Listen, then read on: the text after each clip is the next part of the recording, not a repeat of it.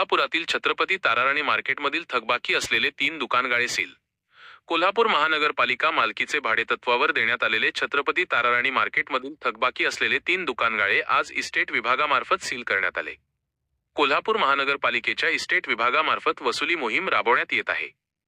यामध्ये मागील थकबाकी व सन 2025 ते 26 चे महापालिकेचे दुकान भाडे भरण्याबाबत वेळोवेळी इस्टेट विभागामार्फत भाडेकरूंना सूचना देण्यात आल्या होत्या.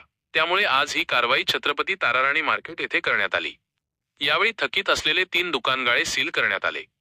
यापुढेही थकबाकीदारांवर दुकानगाळे सील करण्याची तसेच मिळकतीवर बोजा नोंद करण्याची कार्यवाही होणार असून महापालिका मालकीच्या दुकानगाळ्यांतील भाडेकरूंनी आपली थकबाकी मुदतीत भरावी, असे इस्टेट विभागाच्या वतीने आवाहन करण्यात आले आहे.